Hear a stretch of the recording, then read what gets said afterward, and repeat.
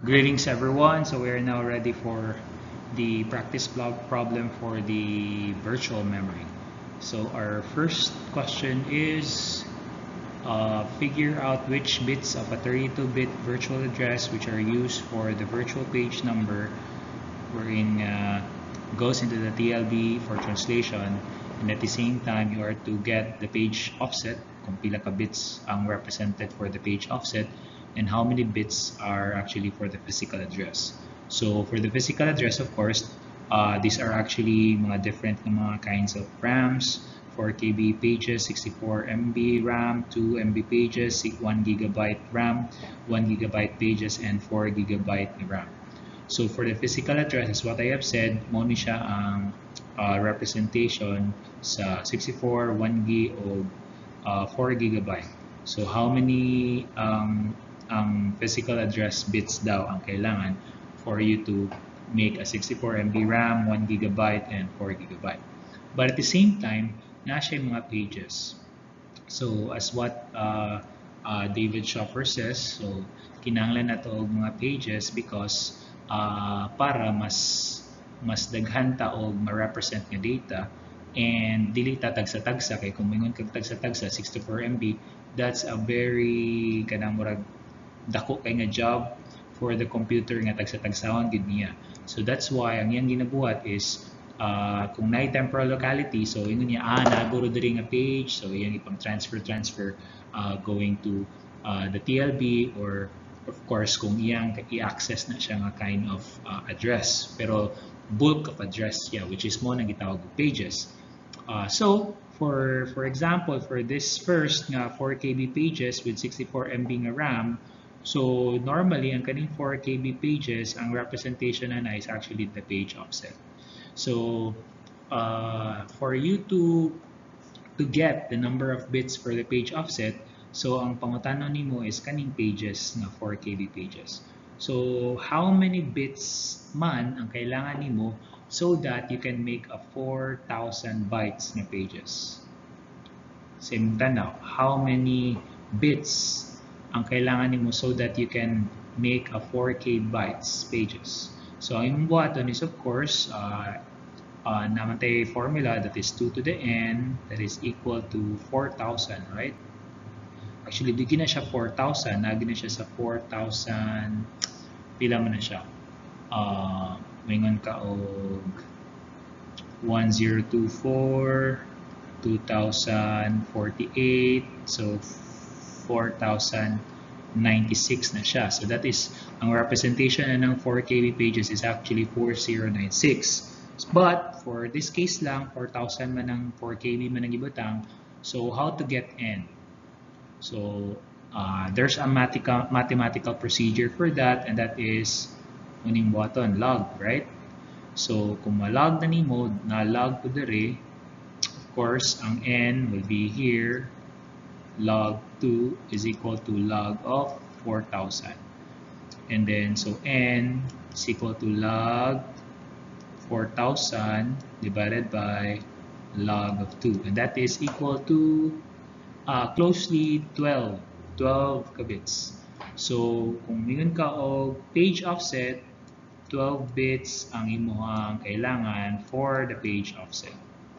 Now since 32-bit man ang imuhang processor, so ang remaining ana is actually dapat mapadulong sa imuhang virtual page number, and that is pila man? That is 32 minus 12, that is 20 bits for the BPN. So 12 bits for the PO and 20 bit for the VPN. Now, the last question is how many bits ang physical address you have. Of course, ang kanin mo ang tanaw, 64 MB. So, how many bits pwede nimo nga magamit to represent 64 MB of memory? So still the same, kato akong gibuhat kanina, so log of 2 to the n is equal to log of 2 to the 64 million, right? So n din hi, mawalang n din na, and then ma-divide na rin ang log 2, mawala na siya, so n na lang ang bilin. So that is a total of 26 bit for the physical address. So our representation of 64 MB is 26 bit. So with that, we have answered the question already. We have the page number, the virtual page number, and that is 20 bit. And then the page offset, which is the pages, and that is 12 bits representation. And for the physical address, then that is how many? 26 bit. So for the second question, of course, the same ragyapon. Uh, uh, what is expected man sa tuwa? Of course, the same gyapon, page offset, virtual page number, and the physical address. So first, the pages, 2 MB, so the same process, and the answer for that is 21 bits kailangan for the page offset. So 32 minus 21, that is 11 bits for the VPN, and then 1 gigabyte using the same calculation, then that is 30 bits 30 bits of representation for the physical address. Now, what about diri sa last? Okay. So 1 gigabyte na pages and 4 gigabyte na RAM. So same gyapon. So 1 gigabyte, of course, ang representation na is 30 bits of program or page offset. Of course, 30 bits, so 2 bits na lang ang para sa VPN. So nigamay na gid kay ang VPN. And then sa imuhang 4 gigabyte nga RAM, so for the physical address, actually that is 32 bits. So nahulog siya nga, 32 bits is just the same with the 32-bit nga processor, which is for the virtual address good for the PA. So you may think na ganong murag dagko kayong pages, and then 4 gigabyte of RAM, so nahulog siya nga, nahulog sa 4 gigabyte, so upat na lang ka pages ang iyang mabutang. At the same time, kung 4 ka pages, then of course ang representation na is mo ng 2 bits of VPN, right? So you may think na murag dili man siya maayo kay nahulog siya nga upat. And then yes, siguro mingon ka dako kay muhang pages kanya dako kay ang memory, pero nahulog siya nga mas slow siya kay nahulog man siya nga you need to access a bigger nga page good. So nahulog siya nga it will be kuan kanang mas dugay siya i-access kay tungod at first ana dili man na siya mo access og kuan, di man na siya mo access sa RAM, but nahulog na siya nga mo access gid na siya dito sa imong disk. So 1 gigabyte of page is actually very slow at the start page. But siguro of course you wanted nga naanay temporal locality for that certain nga page. So it will be faster always, but of course dili biya inana ang atuang proseso. Nahulog biya na siya nga magsigi ka o balhin-balhin og app, di ba?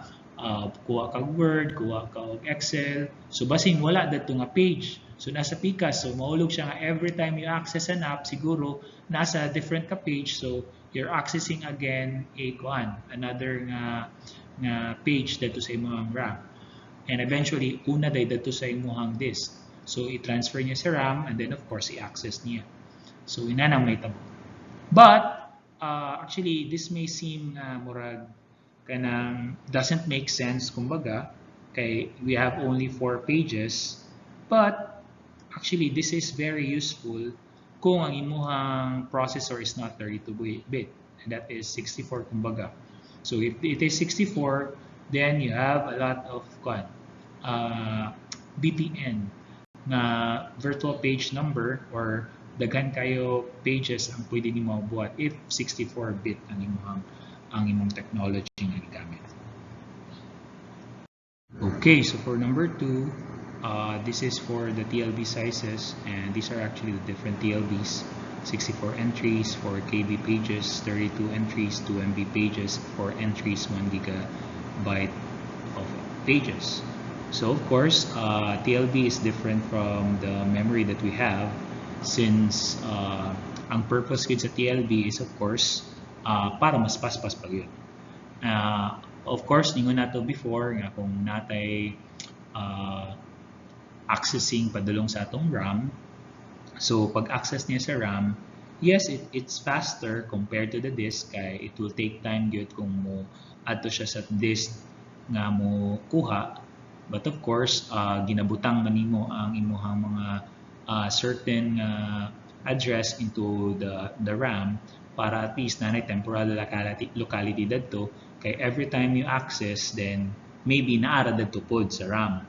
But ingon nila, the RAM is, yes, it's faster compared to the disk, but napay other nga mas fast, and that is TLB. So ang purpose sa RAM, mura pag siya gipagamay, and that is TLB, and that is the translation look-aside buffer. So here we are to kuan kung pila ang physical memory that can be accessed without a TLB miss na siya for the following TLB. Actually, this is a very simple lang na kuan. All you need to do is just this and multiply with this, and the answer is 256 KB. For this one is 64 MB, and this one is 4 gigabyte. Okay, so most of the system that we have, mga modern computer, is actually using this kaning first one, which is 256 KB. So why so small? Because of course we wanted nga ang TLB kay fast dapat, di ba? So kanang nganong kay of course we wanted nga at least naagid ang temporal locality. So nahulog siya nga kung mo-access ka dapat naagid adto kumbaga. But of course dili na siya pwede mahitabo gyud always. Kaya ang ato ang magid is of course you need to access first the disk, and then i-transfer nimo sa RAM, and then i-transfer nimo diri sa imuhang TLB. But pag transfer mo sa TLB, at least based sa imuhang application, kabalo ka nga naara gyud adto kumbaga ang imuhang mga entries nga dapat i-access, diba? So inana gyud ang iyang purpose. So dili siya anytime mo adto gyud sa disk, but imo siyang ibutang sa isa ka certain nga memory wherein fast bit kay siya. So by the way, kung kuan mo adto ka og sa disk, then taas kay gid ang time, di ba? But sa gingon pa nako ganina, kumingon ka og sa RAM, yes, dili kay siya mo kuan og time, dili kay siya that dugay gyud, but nahulog siya nga kuan mas paspas gyud kung magamit og TLBs. Siguro mingon mo nga dugay is mura ka nang mulag na gyud. Actually, in human setting siguro ingon ta paspas na, but actually in computer setup kanang moingon kag 2 seconds, 1 second nga inana, di ba? That's really dugay na gid kay for a computer. And at the same time, even if dili lang siya seconds, siguro mga microseconds, that's very dugay na. But of course, in computer time dapat daghan gud siya ginahimo, so dapat paspas gid kay siya. Okay. Okay, for our last problem, memory protection with VM. So two processes have the following, I guess muna siya ang one. Okay. Two processes have the following page tables, this one and this one. They both access 0, 1, 2, 3, and 4. And then you are asked to fill in the physical memory, which is this memory table with the owner for each physical page and the order in which each process accesses the pages. So example 1 for the first page is access. And then you are to set RO bit in the page table so that any shared memory is actually read only. So RO is read only.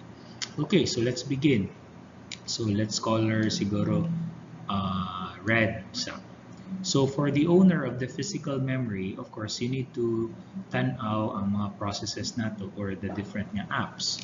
For this one, of course, maingon nato nga for the process 1, na siya ay 0 nga physical address. So this is for process 1, right? So ang tag-iya na is process 1. And then kita na to nga ang 1 pud nga physical address, ang owner is 1. And then sa 2, siya pud ang owner, right? Sa 5, siya pud ang owner.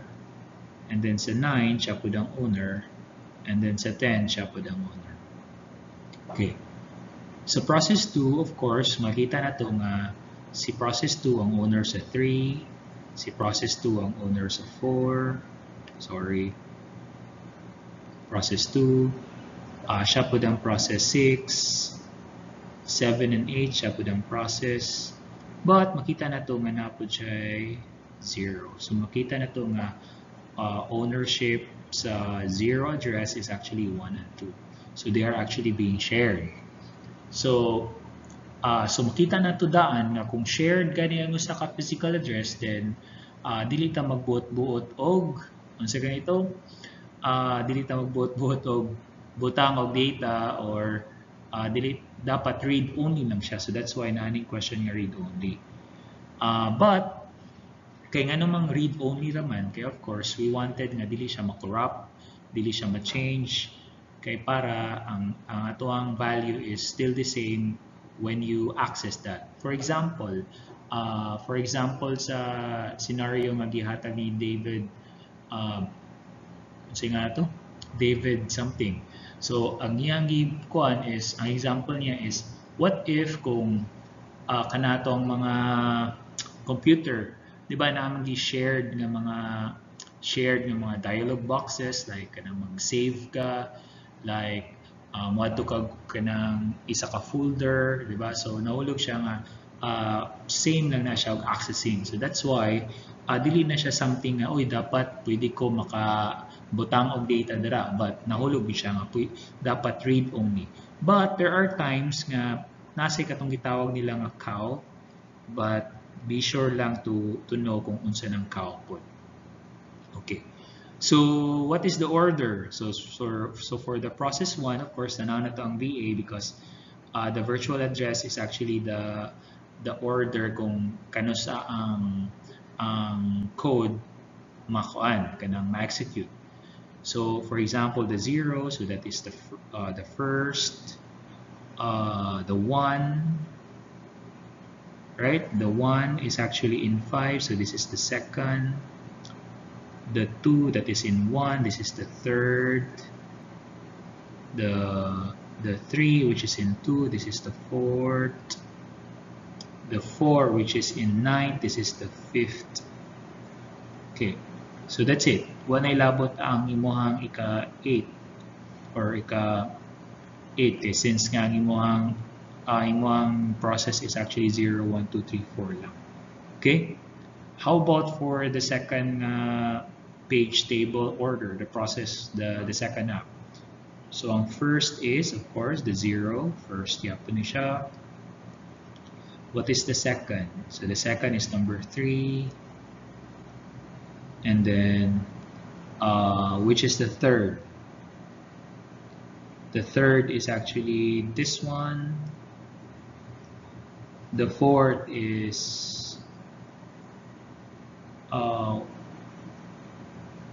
wait lang, 0, 1. Actually ang second is actually 6, sorry.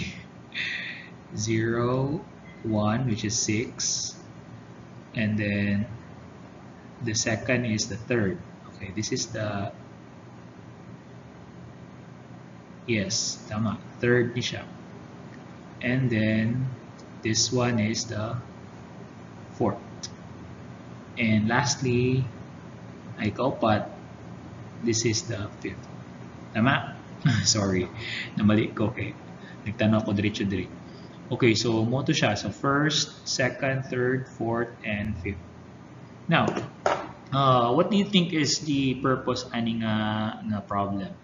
Of course, based on this table here sa physical memory, makita na to nga there are times nga naay mga shared nga processes, and it doesn't mean nga wala inana nga mahitabo. So nahulog siya nga nagi siya mga shared gyud nga mga processes. And at the same time, makita nimo nga for a certain for a certain process, for a certain application, or for a certain program, makita nimo lahi-lahi ang iyahang order, lahi-lahi ang iyang address nga ginatik. So makita nato nga ang imuhang page table sa isa ka process is actually different kid sa page table sa imong second or sa imong third or sa different mga processes. So para makita na to, this is just for us to know whether kung unsay nahitabo sa ato ang accessing sa ato ang physical memory. Okay, that's it.